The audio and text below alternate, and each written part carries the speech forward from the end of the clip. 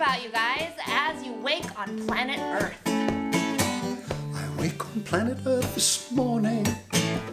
I see the morning sky above. I see the crystal constellation. All I can think about is love. Oh, love, sweet love, shine on me tonight. Yee-hoo! Oh, love, sweet love, shine on me tonight. You guys, welcome to our 5th episode of One World, One People, a musical revolution. My name is Jenisa Castro. I'm a singer, actor, dancer, and teacher, and my goal in life is to change the world through my art. A little more about me. I'm a professional Polynesian dancer and performer of 18 plus years, a singer since the age of 6. I studied under world-renowned vocal instructors and wellness practitioners, and I graduated with a BFA in drama and musical theater from NYU. And my name is Gregg Castro. I'm a singer-songwriter and a proud citizen of the planet Earth. Yes, and my he is. music is all about that. A little more about me. A professional musician, singer-songwriter, and performer for 50 years. Teacher since the age of 25. I performed annually at Catalina for our Luau Explosion, and my sister and I sang the national anthem for my favorite team, the Lakers. So let's tell our listeners a little bit about our show.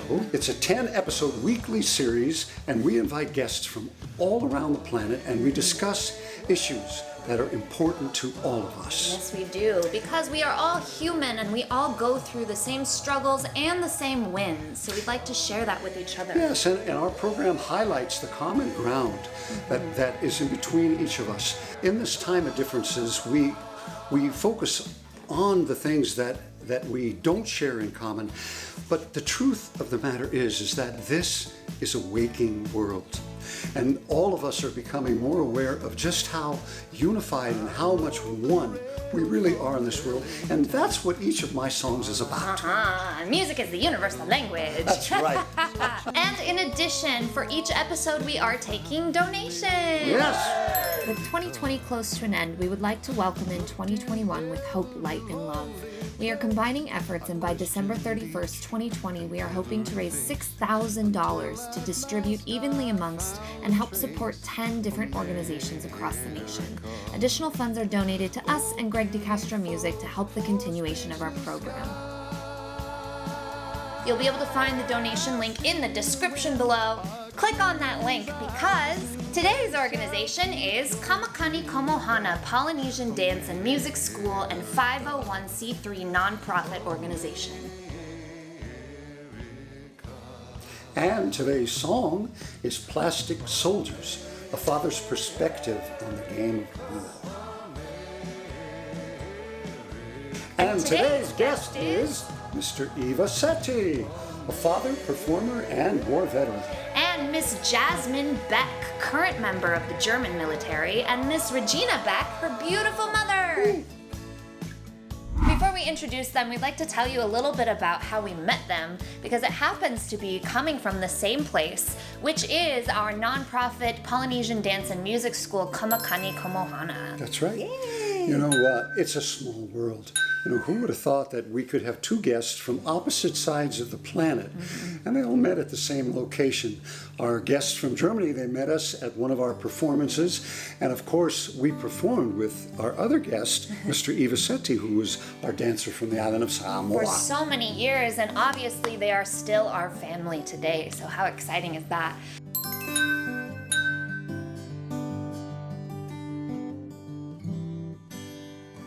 And once again, before we introduce them, Mom, why don't you tell us a little bit about Kamakani? Kamakani Komohana is a Polynesian dance school, and we teach dances from the islands of Tahiti, Hawaii, Samoa, New Zealand, the Maori culture. And not only do we teach the dance, we teach the culture, the language, the traditions, so we could keep it alive in our community as well as around the world. Yeah, because we're one world, one people. And we've met so many people from around the world through our dance.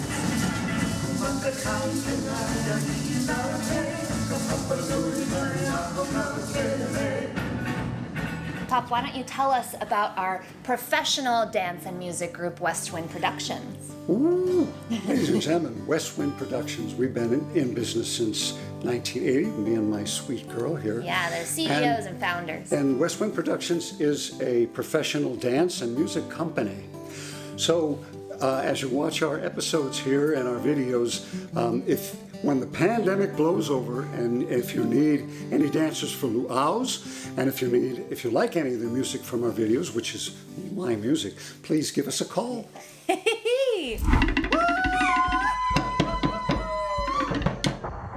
Welcome, my friends! It's so good to have you here today. Today we are going to talk to you a little bit about community building and building community. So as we all know, we are all in a global pandemic, which means that a lot of us are at home most of the time. And for a lot of us, that also means we're at home alone a lot of the time. And we understand how important it is to have that community guidance, that community support, the support of family. And so today, we are welcoming you into our Kamakani Ohana. And for those of you who haven't seen Lilo and Stitch, Ohana does mean family in Hawaiian. But today, we are going to be teaching you a little bit about Tahitian dancing. Yeah. Because the Polynesian culture and Polynesian dance is so grounding, and it allows you to find your roots, because everything that comes from the Polynesian culture ultimately comes from the earth and from Mother Nature. And so we're learning to be one with ourselves and one with the earth so that we can find grounding and centering in these times of trouble. So why don't you tell us a little bit about Tahitian dance?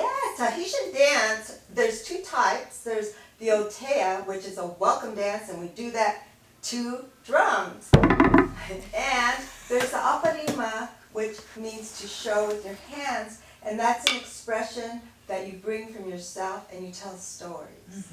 And it's just so fulfilling. And when we dance, as you can see, everything is made from the earth. The logs, the costumes, the shells, they're all coming from the earth, from the ocean, from our planet.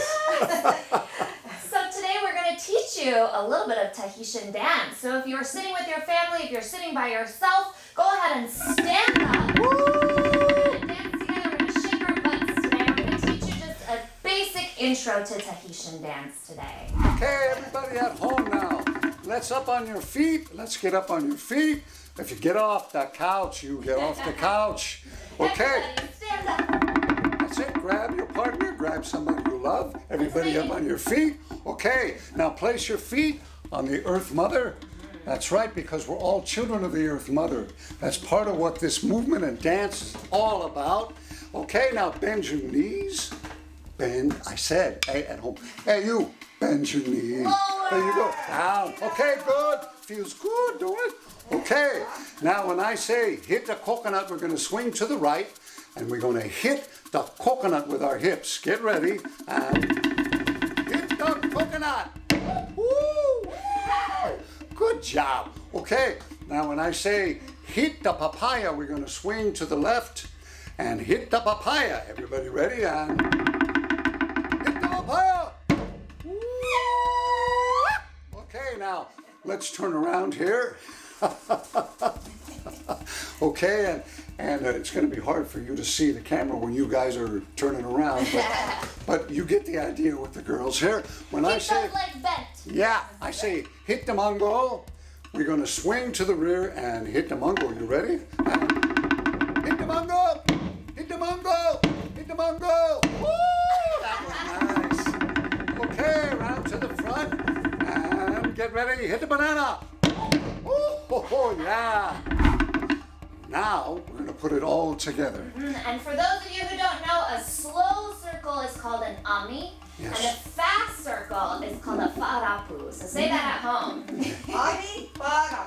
Yeah. All right, Okay, get together. ready. Bend those knees. And the knees, here we go. Together. To the right, to the rear, to the left, to the front, to the right, to the rear, to the left, to the front, to the right, to the right, to the left. Woo!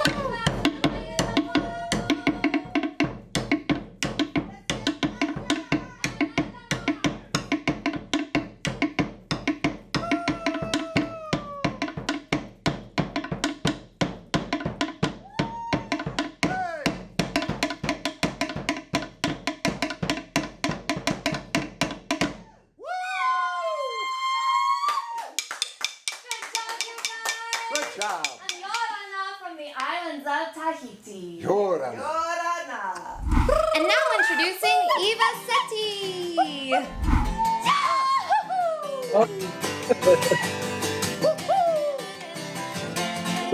Hey!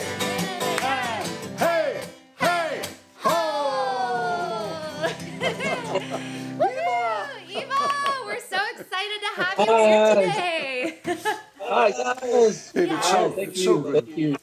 Thank you for being here. Yeah, it's so good. And you're looking sharp. I know I mentioned you got the island style, and it just stands out. Yeah, Eva, tell us a little bit about your shirt and the material. Yeah. Well, actually, it was a gift from my dad, and I do take a lot of his leftover shirts that's laying around the house. My mom too. So it was a shirt that my father had and grabbed from his closet. It's one of my favorite colors is maroon. I love it, and I love the design and the material. You know, Eva, we're so grateful to have you here today, and I wanted to thank you and just tell you how important it is. How important it is to have you here. I know you've seen a couple of the episodes, and we've got individuals from all around the planet, and they are in different stations of life. They have different responsibilities. They have different points of view. But the thing that is so important for us is that each person that we speak with and that we feature in our episode is someone who shares the same challenges that we all face, but that person faces them in their own way. Mm-hmm. That person meets those challenges and has his or her own point of view and rises through the challenges of life on top to become a useful citizen of the planet Earth. And everyone's journey is different. And everyone's journey is important. And so your point of view is unique. Mm-hmm. And I wanted to just let you know how much I appreciate it. And with having said that, let's introduce you to our audience, yeah. Okay? Eva's a father, a war veteran, and also... Eva used to perform with us. So Eva, when are you coming back? That's right. Hey, we've done after this episode. Oh, that's right. Let's bring the princess here. The princess. Hi, Janelle. Love you, Janelle. Remember our Catalina days? Oh my gosh, we had so much fun. Yes, I know. Yes. And not only that, with the work we did on Catalina, we did KTLA News broadcasts every year. They would come down to Duke's Restaurant to film us. They'd come down to the Catalina Express to film us. We danced a lot. And the Lakers halftime. Halftime show. We were the Polynesian Laker girls. So we've got a long history together, and the point is that I really appreciate the experiences that I've had performing the numbers from the South Pacific, because they, in doing that, we actually are able to learn a little bit more about the culture and the tradition of all of the islands, which is in the numbers. We in the Samoan culture we do the taulunga, which celebrates the family, which celebrates the young princess of the village. The taupati, which is the Samoan slap dance, and I still have to learn how to do that. Yeah. And of course, it's my favorite, everybody's favorite, Nifo Oti. Yeah. Nifo Oti, which is the teeth of death, the Samoan fire knife dance. And I'm sure most of our viewers have seen something like that. If you've ever been to a luau in Hawaii, know that the Nifo Oti, the fire knife dance, is Samoan. Right. That's right. It's the warrior. It's the warrior dance. And as this tradition is passed on, I know that you learned a lot of the dances and a culture that goes along with it at the churches. And at your church, the United Samoan Church down on Double Street. That was the beauty of the dance. When you guys danced with us, all the boys, the youth group at the church, man, you were so powerful. And I'm finding as a teacher in dance that I make sure that they understand the language, they translate it, because Yeah. you live the dance, but you have to know what the dance is about when when we're singing the language. So that was so awesome. Yeah. The church kept All right. that up. Eva, kind of to lead us into what we're going to share with our audiences, I want to share with you one of my favorite dances that I ever learned was from Uncle Tassi. Oh, yeah. And it was Lautifoa. I don't know if I remember it, but... Oh my God. But Eva, that dance still lives in my body. It still lives in my soul because of the power of the slap dance. And that sort of transitions us into, are you willing to share with our audiences a little taupati? Yeah, that's good. Yay! Okay. Now presenting Mr. Eva Seti and his little taupati, or as we know it, the Samoan slap.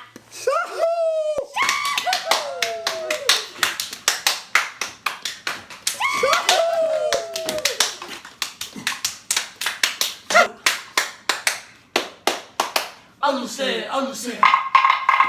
Do your thing.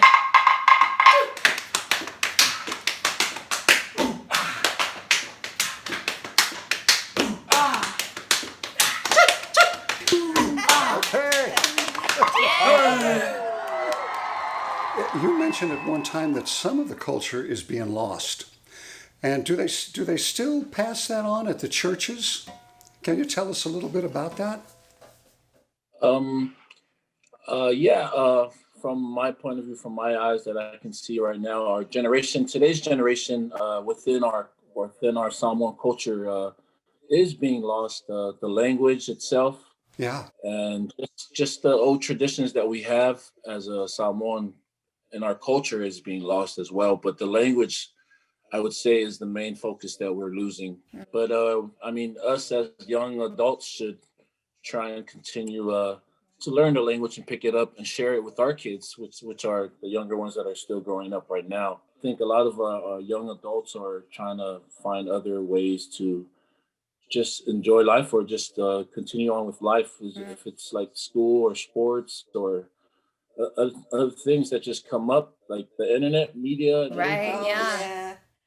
everything on the internet is filling all of our young kids. And growing up in a Samoan community and our culture, respect of your elders and the young adults, they don't know how to, be respectful. That's like the main focus right now, that we're losing respect, which is a big part of our culture. It's just that respect part. So,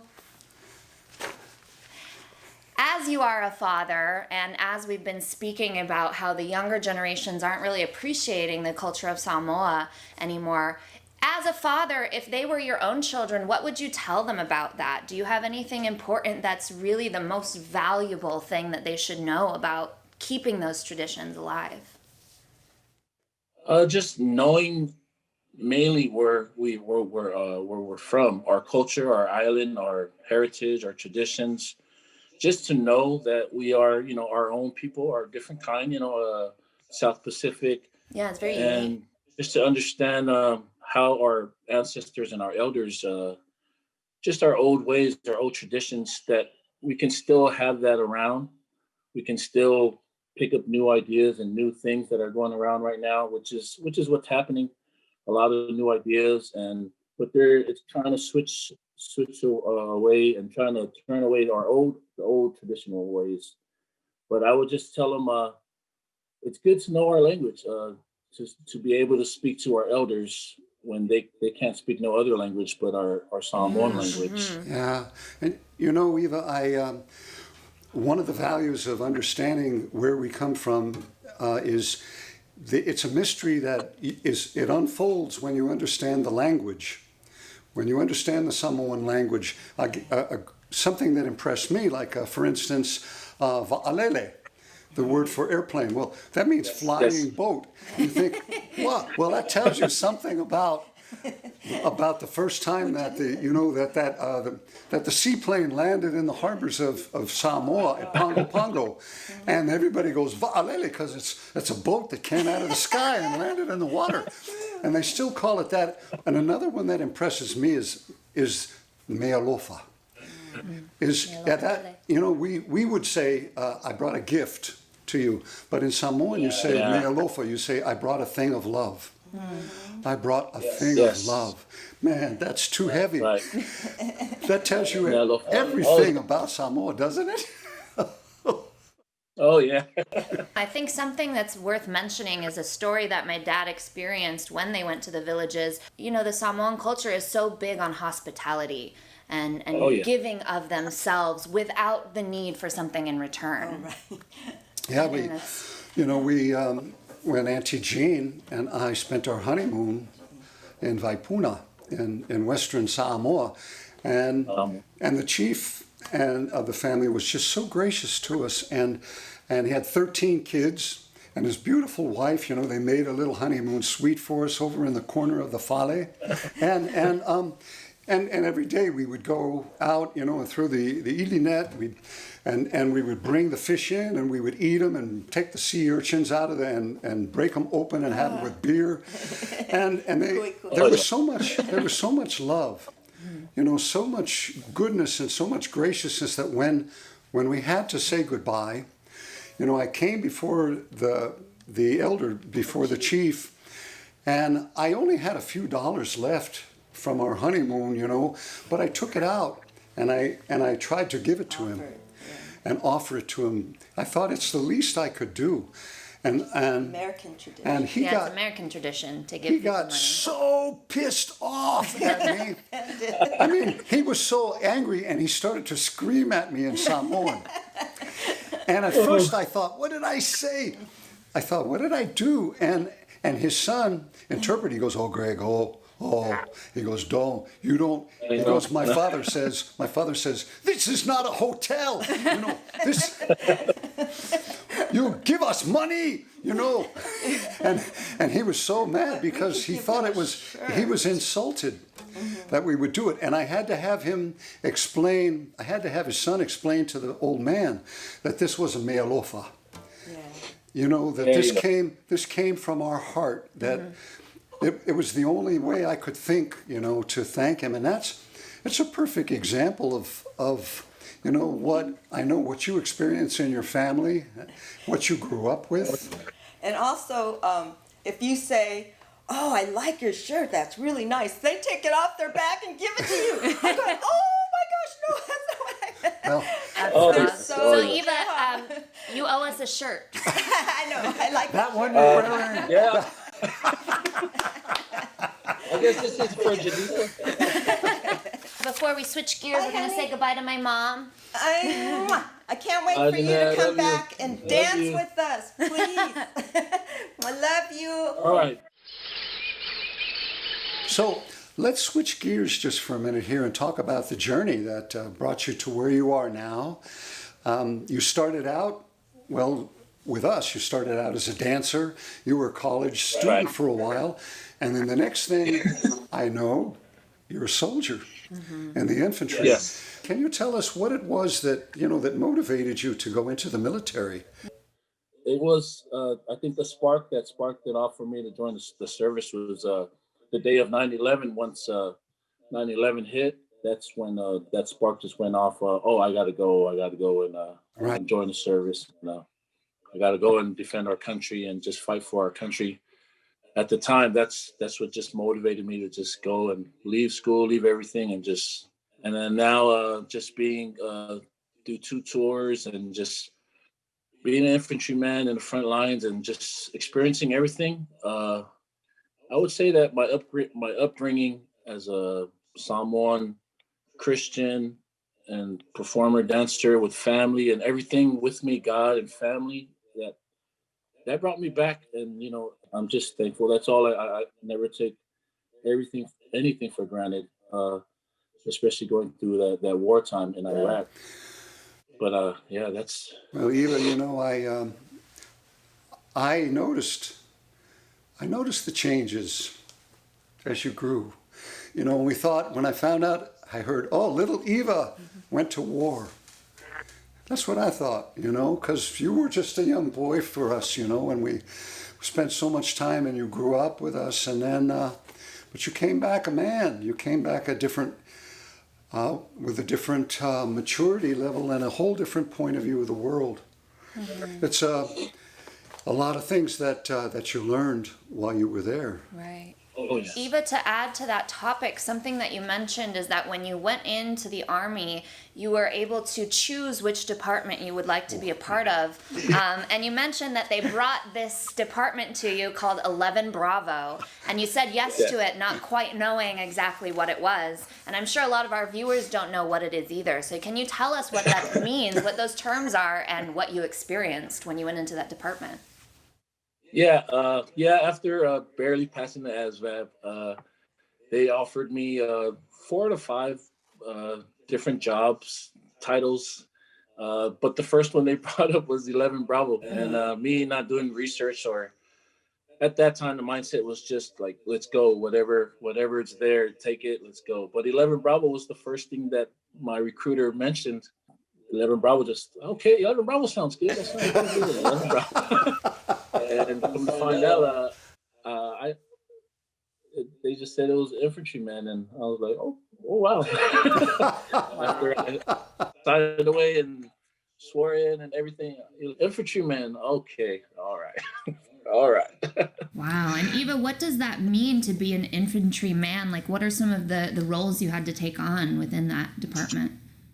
As an infantryman, during basic training, we were pretty much just trained to just kill the enemy.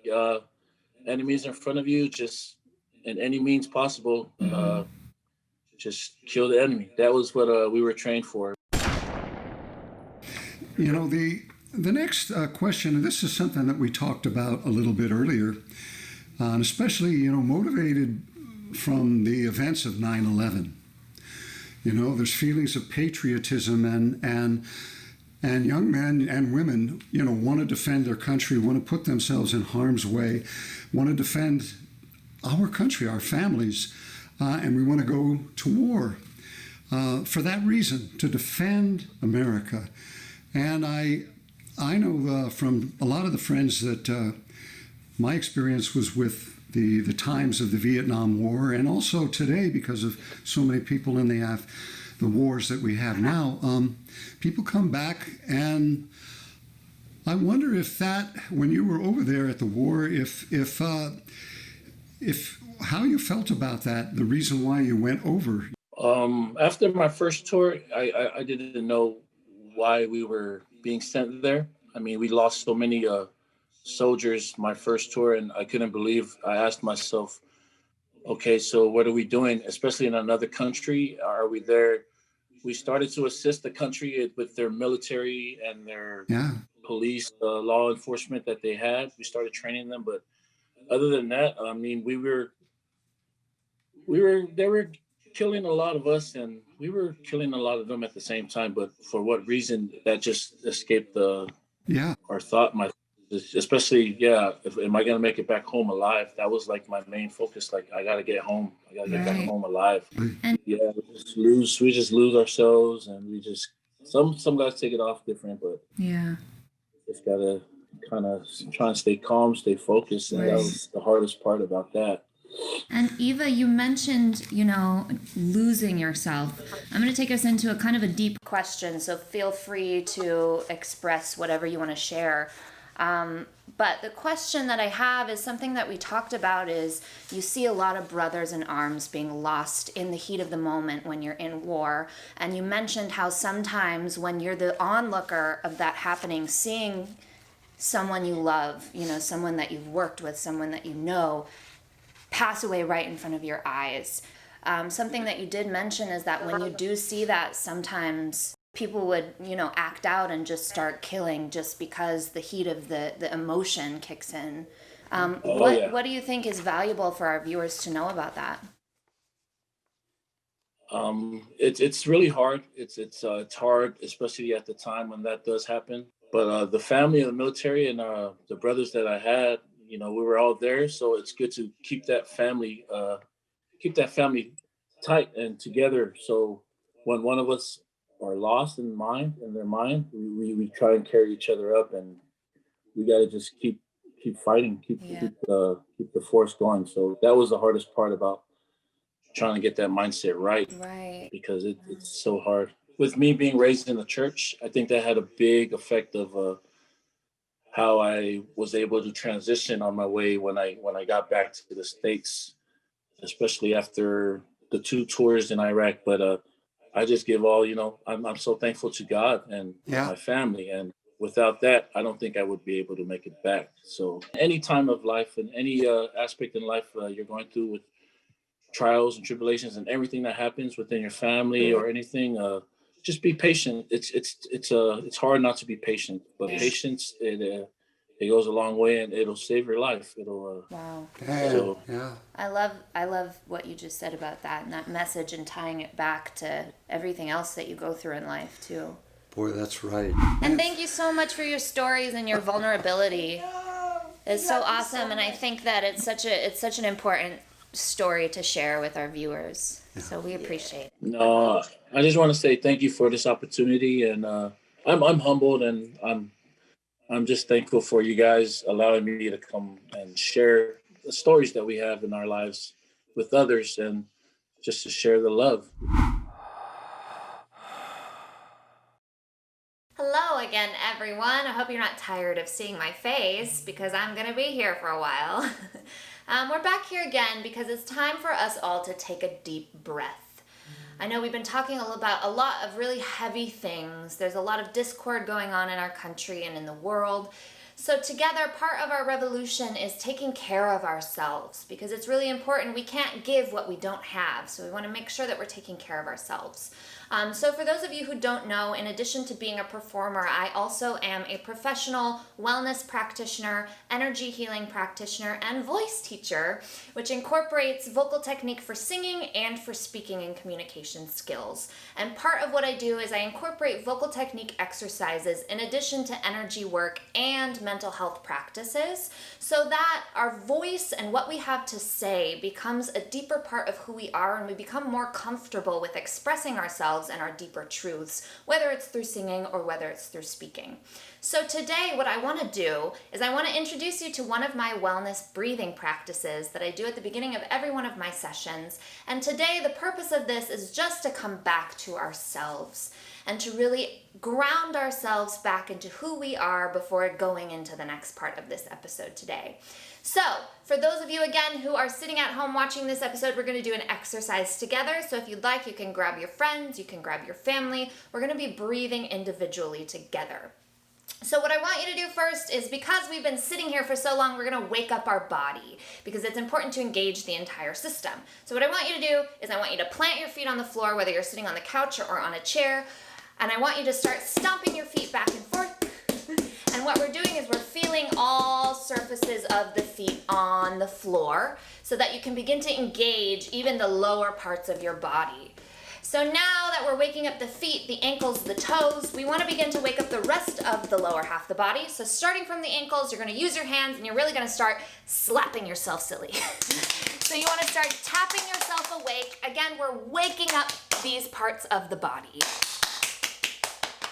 So not neglecting under the kneecap, over the kneecap, under the thigh, outer thigh, inner thigh, your groin, your lower belly, your back, and your butt cheeks. Lower belly, lower back, butt cheeks. Getting all of that, waking it up, so now you're feeling nice and tingly, so you can begin to breathe a little bit deeper into the lower half of the body. So now we want to wake up the upper half of the body.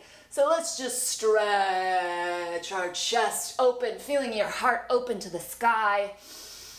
We're going to stretch the upper body, and now we're going to stretch the sides, and this should feel nice and luxurious, you guys, so make sure you're breathing. And let's go to the other side. Okay. And now, you guys, we're going to place our hands on the lap. We're going to keep our feet planted on the ground.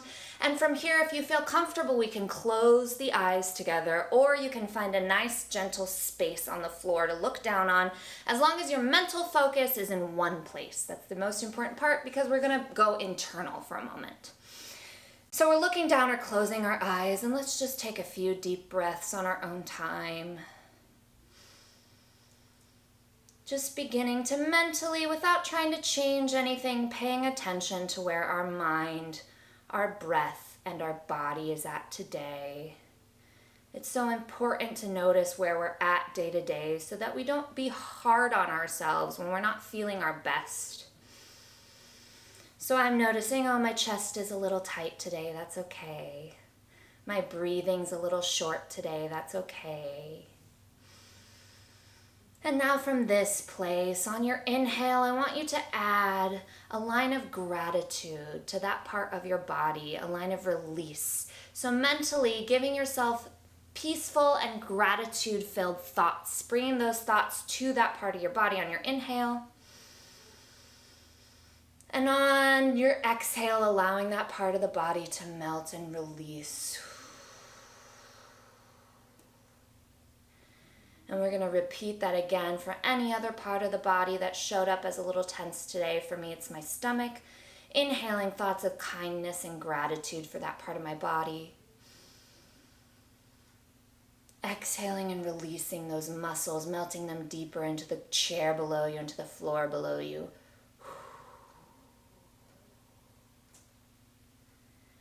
And now that we've kind of released our physical body, keeping those eyes closed, what we're going to do is we're going to breathe through the nose for a count of 5. We're going to hold the breath at the top for a count of 5. We're going to exhale through the mouth for a count of 5.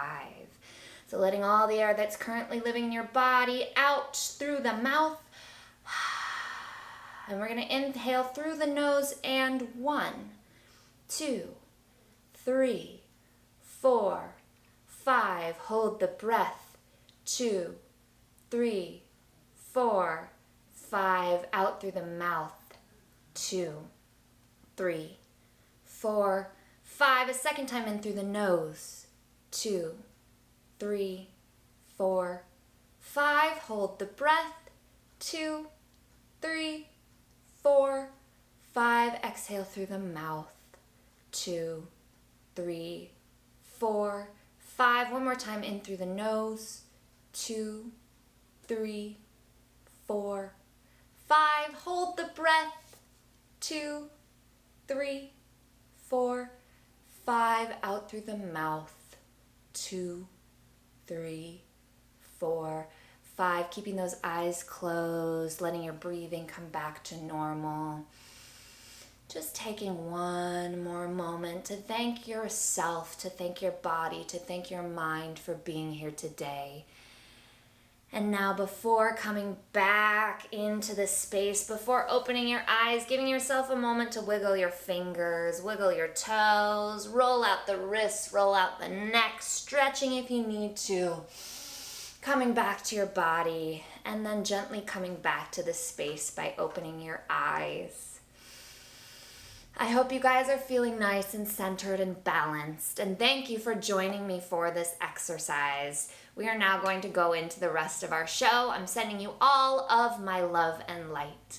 And now introducing Jasmin and Regina Beck from Germany. Hey! So Regina and Jasmine, we're so happy to have you here with us today. Thank you both so much for joining us here. It's been a while since we saw you in person, but we did receive your chocolates, your German chocolates. Yeah, all the German candies. They're so yummy. I eat at so Christmas many of them. time, and they were so delicious. And Reby and Jasmine, we were just talking about in our introduction to this episode, we were talking about what a small world it is and how we met you guys through, one of the performances that we did and through the German exchange program that Auntie Virginia does. That's so right. Auntie Virginia, if you're watching this episode, a little shout out to you, Auntie Virginia Chapman. She's definitely going to watch it, I know. Yeah. So thank you for introducing us to our new family. Yay! Well, you guys, every week we interview a different guest, and we like to select people that are from different parts of the world to get an individual point of view. So today's topic, of course, is focused a little bit on the military, mostly the military today. And Jasmine, you are a perfect person to speak to. So my question is, to start off our interview, just tell us, what is it like in the German military, and what made you decide to actually become a soldier. And for our viewers, what is your job description? What is your title? So I joined the army because I wanted to prove myself that I'm able to be a soldier, even if I'm a woman. Yes. And I'm at the military police, and we have a training program for the recruits to teach them how to be a soldier. Like it's all the basics for your military career, so like the rights, the obligations, how to live at the base. And Jasmine, tell us a little bit about what it's like living on the base. What do you teach them about how life is different on the base? Living in a base is a little bit different than living at home. Teenagers are, they usually know that their mom is going to make their bed, Right. and they have, most of the time, they have a room just for themselves. And at the base, it's not that way that Right. is the civil life, because they have to share their room with maybe 4 or 5 other people, and that's not pretty usual because Yeah, it's a huge lifestyle shift. yeah, so the privacy is different, and you have to learn how to live with your comrades, how to accept them, live together. Yeah.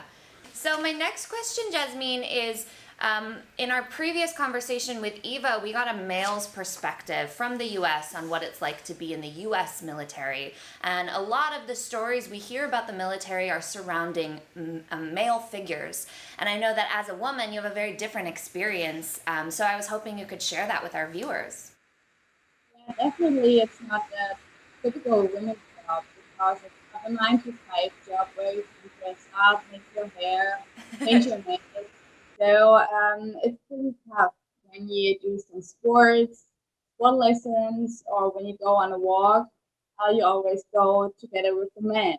So it doesn't.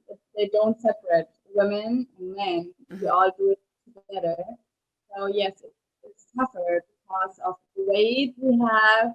When we have a backpack on, the backpack has a specific weight, and for sure, it's not that easy for a woman because we don't have those muscles like a man has. But it's possible, and if you do your best, and if you give your best, they accept you because of you're a woman. So you just have to prove them, and you prove yourself, and then you get respected even from the male comment. Wow. And do you feel, Jasmine, that females have to work a little bit harder to gain that sense of approval in the military, or specifically in German military? I think so. I think you have to prove more than everyone else. Yeah. Yeah, you have to work harder. Definitely. Yeah.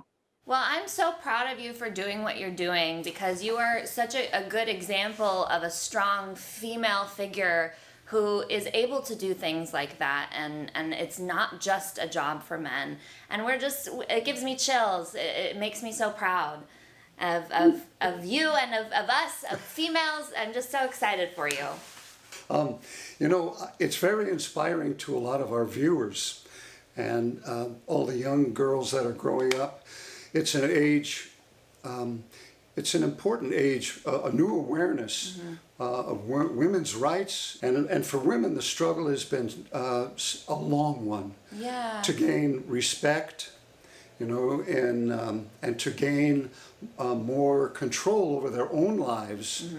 And so we're really proud to interview you, and you're inspiring my dear daughter. I know. And just this idea of women feeling like they're less strong just because of our physical build. It's not true. And you're such a good example of that, so we appreciate you. I have another question. I was going through the issues for our upcoming election, and one of the things that I noticed was that the White House has a new policy. They're going to remove 12,000 troops from Germany, And Rebe, you might be able to help us with this answer as well. And maybe you could tell us what type of news is that in Germany? How does that affect the people of Germany if we take our troops out? Yeah. Many citizens do not want the U.S. Army is stationated in Germany. They ask, what are they doing here? Why is the U.S. Army stationated in Germany? Yeah. The business people are happy because the U.S. Army and their family buy something in their shop. Right. Yeah, that's what you were mentioning. The economy is good when they are here, and when they leave, then they have a big problem. When they leave, it's a problem. Yeah. Many years back, in the country close to our home, there was estimated the Canadian Army. Yeah, and they also left Germany, Oh, wow. and the business people was very sad. They lost a lot of money, and there was also nice people. Yeah, the families was nice. They built friends, and they gone. Another question here. When we talked previously in our preliminary interview, we mentioned a difference between Germany and American soldiers. In America, the soldiers are very proud to wear their uniform wherever they go. And you mentioned that in Germany, there's some places where the German soldier does not want to wear his uniform. Can you tell us a little bit about that? We are proud as well to wear our uniform for sure, but in some places in Germany it is dangerous. But I think it's a political thing because we have some parties. They are against war. They are against the military, and so are the people who vote for those parties also against us. And they think soldiers are only murders. They only murder people and children. They don't think about that we are also here if there are fire or something else. So we help our citizens. Wow. And Jasmine, you mentioned in our previous conversation this idea of some people in Germany feel like the soldiers are German Nazis. What can you say about that? Yes, some people think that soldiers are Nazis. Us wearing a uniform, wearing the shoes. Some people think we are like the Nazis, all these stories, Wow. but it's not. We are not. We are not Nazis. We are not against any other culture. We have a lot of immigrants in their culture into the military. We learn from them. We have Right. different futures for them. So we're not the Nazis. I think we are, because we are the military. But in every kind of job you have, it doesn't matter if it's the military or if it's the police or if it's a nurse.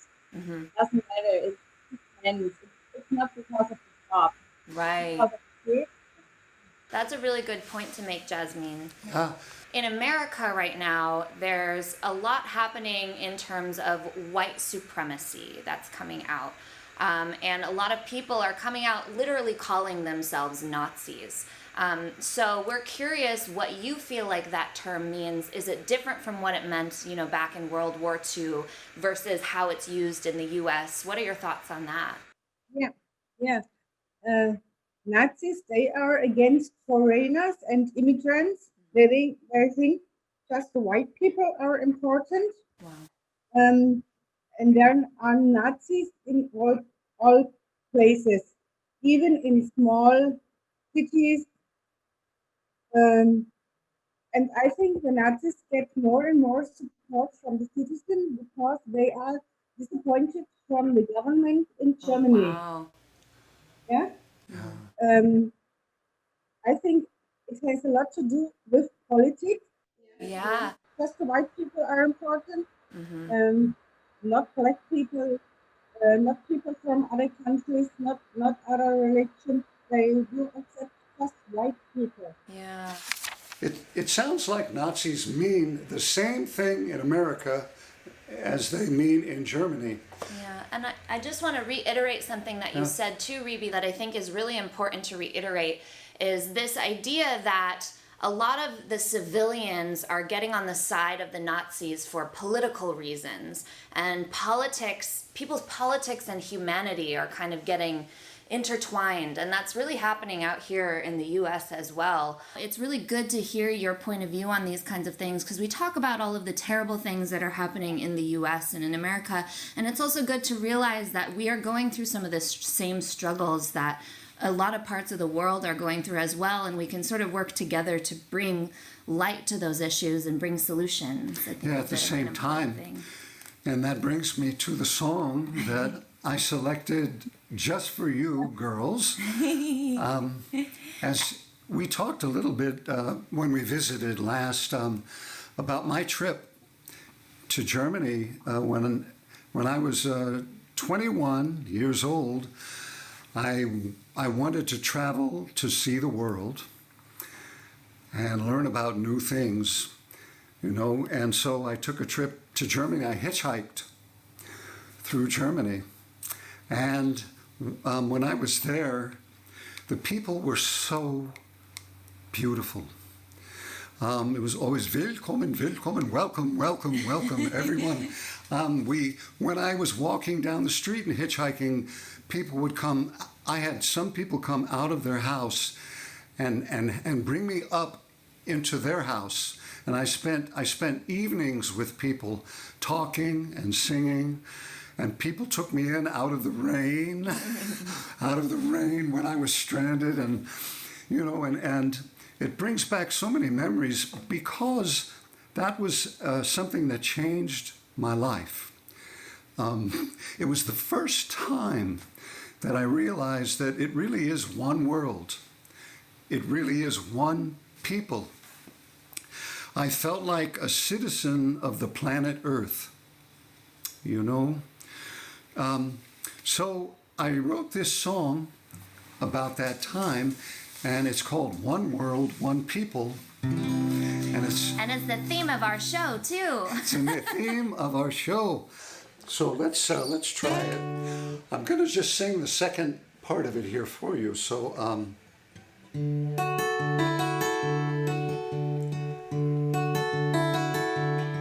in my dreams, in my sleep, there are secrets that I keep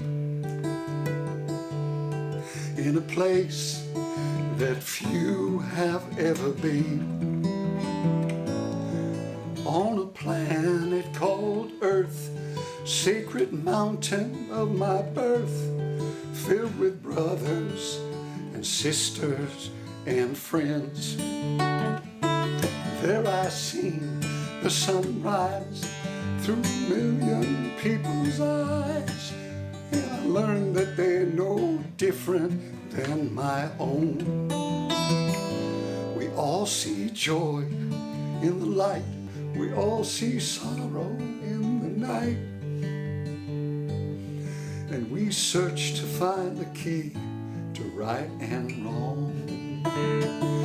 All these boundaries that don't mean a thing to me, I can take them or leave them, 'cause I know that wherever I roam, I have called it my home. One world, one people, that's my home.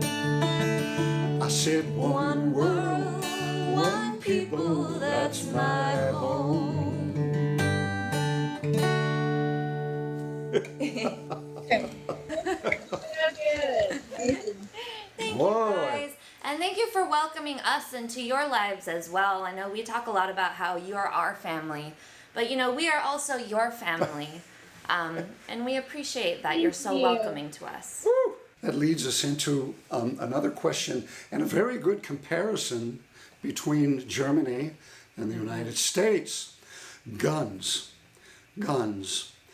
In the United States, one of the last reports that was published, for every 100,000 people in the United States, there's 12 gun deaths, 12 murders by guns. And in Germany, for every 100,000 people, there's less than one. There's 0.9%. A big difference in our two countries. So that the question is then, how does Germany do that? How do they control the guns in their country? Can you tell us a little bit about that? Yeah. In Germany, there's a gun law, and that's included. You have to be 18 years old. You need a liability insurance. You must prove that you can handle this guns, handle weapons, and you need a gun license. Right. But many people buy a gun in internet, illegal. Oh, wow. You have to go in a shooting area, maybe 1 year or 2 years, and then you can go to ask for a license. Oh, wow. Okay. So in order to get a license, you need to go show that you know how to use the gun. Is that correct? Yes, when you want to get a license, you have tests. So you have a writing test and you have a shooting test. So you know that you can handle the gun. And there's something specific when you go out with the gun. Yeah, then you have to transport the gun, separate in a separate place, in a safe. It's not like in the USA, you can wear the gun at your body. You must be in a safe place that nobody can do something bad with them. Even when you're at home, because when you're at home and you don't go out, you have to close the place where the gun is in. So you need at home a safe. Wow. Yeah. And you mentioned also when you travel, like if you bring it in your car, you also have to have a separate safe for it there as well, correct? Yeah. When you travel in a car, like I would like to go to the shooting area and I take my gun with me. Allowed that I put them on the sideboard or just on my bag or laid in a backpack. I'm allowed. I have a case. Case must be in the case. Yeah. So you have to close it. So you have to lock it with a key, and you have to take the key. Even if you leave the car, you're not allowed to let this gun in the car by its own. Oh, wow. That's wise. Yeah. That is wise. Well, that's why Germany has a better record for guns than the United States, and hopefully we can do something about that. I know. Here. Our issue here is that the NRA is all about money, and so is the government, and so they're not really doing anything to regulate the gun laws because they don't want to lose their funding. So it becomes a political issue as opposed to a humanitarian issue where people are dying and people are getting hurt. So it's good to have that comparison. It's more than a political issue, it's a human health issue.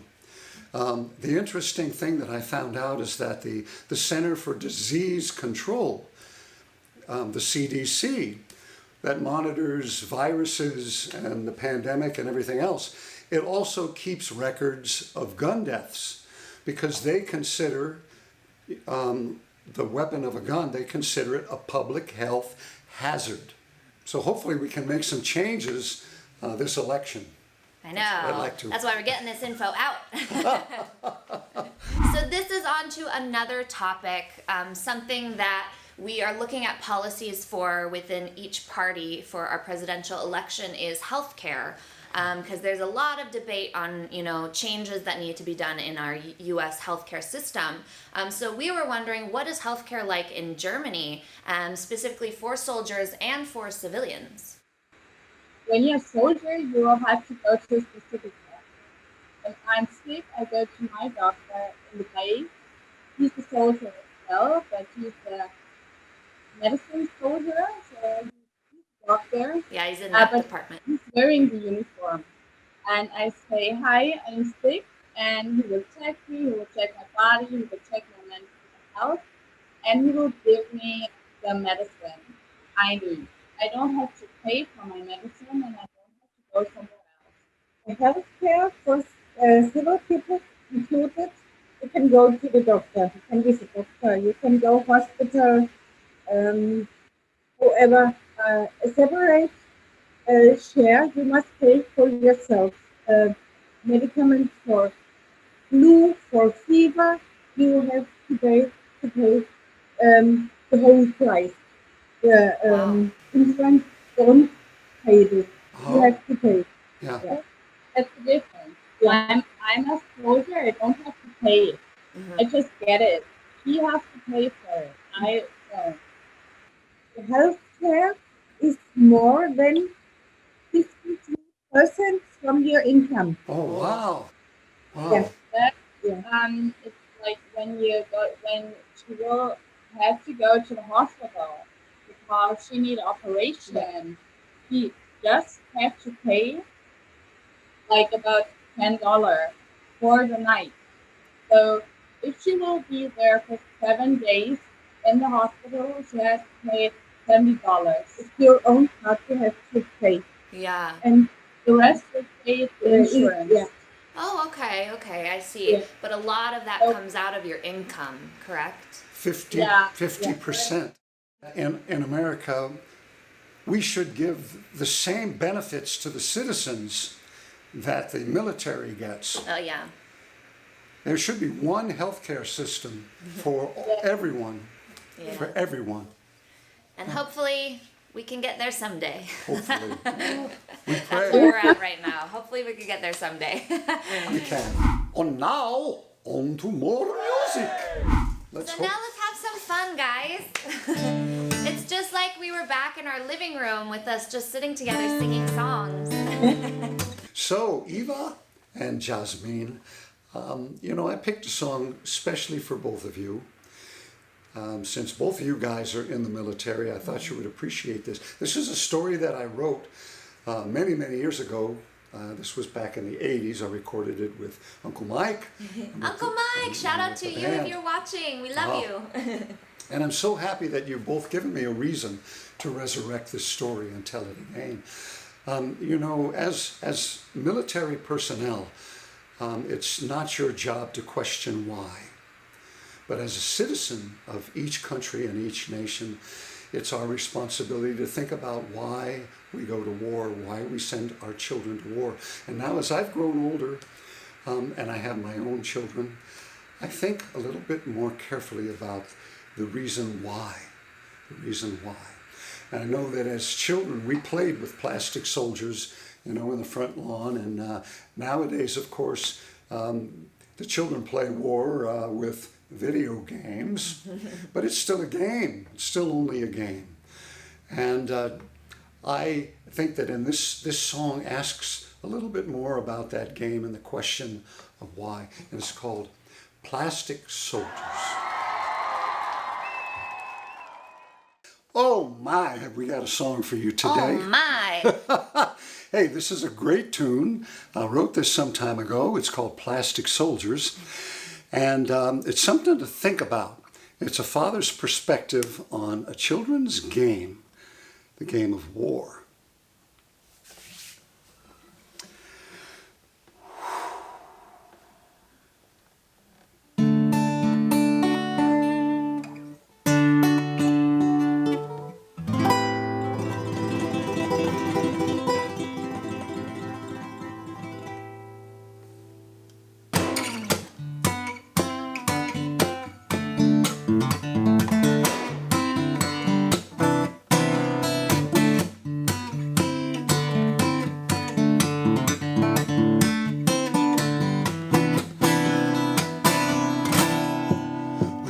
plastic bullets from the Christmas gun. The young ones learn that fighting must be fun. It's so easy to count the dead when not a tear or drop of blood is shed. Plastic soldiers come of age, Innocence replaced with rage. the sweet dream ends and the nightmare starts. And plastic soldiers die of broken hearts.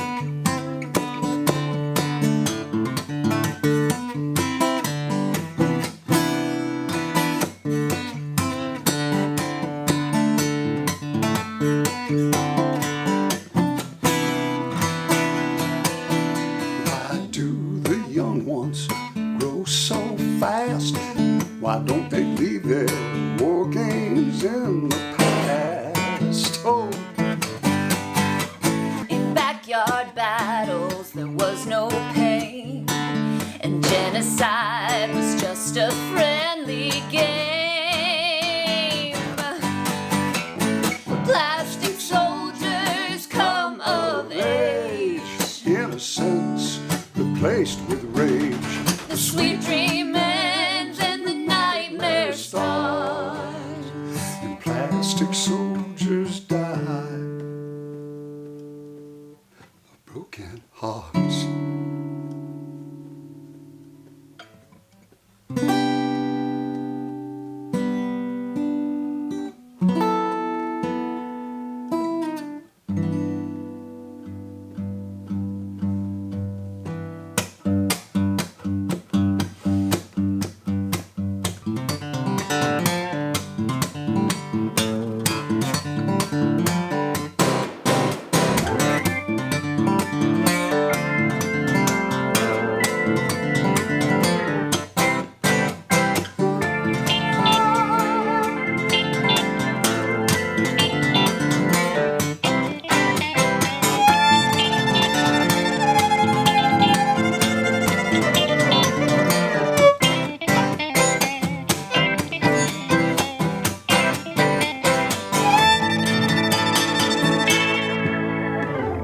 Plastic soldiers come of age, innocence replaced with rage.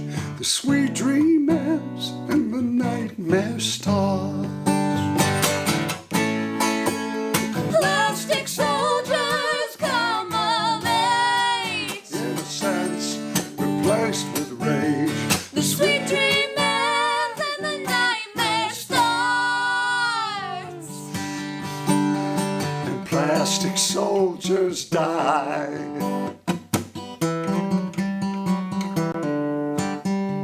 And plastic soldiers die of broken hearts.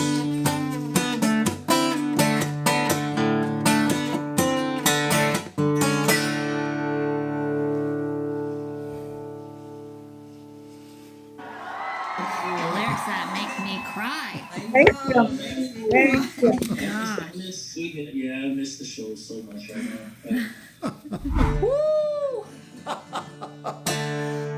You guys, I can't tell you how grateful I am to both of you for giving me an opportunity once again, to share that story. And you guys, we've reached the end of our interview. Is there anything that you would like to leave with our viewers today, or leave with us even, as an ending note?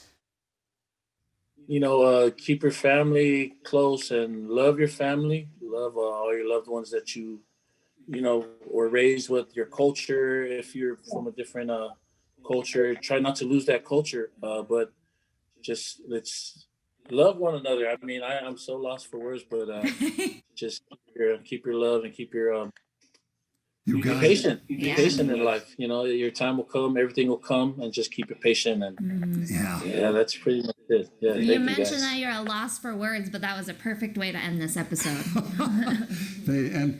God bless you, and all our love to the family. And I can't wait to see you in person. I know, me too, and I can't wait to Me see you too. on I Zoom can't in our wait. dance classes. We are so thankful to be a part of your project because it's a great project. It's how you say it, it's one word from people, I and that's know. what we are. It doesn't matter where you come from, it doesn't matter if it's at the end of the world. So we are all the same, and it doesn't depend on your hair color, your skin color, or your religion. It's beautiful that we can talk to each other and that we are all healthy, and that's the most important thing. That that's what we should know all day, and we should remind this because we have love in our hearts, and that's the That's important exactly thing. what it is. We should All share. right. Thank you so much for everything. Thank you so much. It was so beautiful to see you, to speak to you. You are so far away, I and you know. are here in our kitchen. All right. Thank Awesome. you so much. Thank you so much for this experience. Girls, thank you so much. And my heart is so warm. My my heart is so wide, and my love is so great. I'm so grateful to speak with you today. And I'm so grateful that you share your thoughts from around the world, from the other side of the world. And we have a chance to understand just how close we are together as a people and as a world, just how much we share in common. I'd like to express my gratitude, of course, in the three cultures that we cover today, English, Samoan, and German. Yes. So I'd like to say thank you very much, Faftai Lava, and Dankeschön.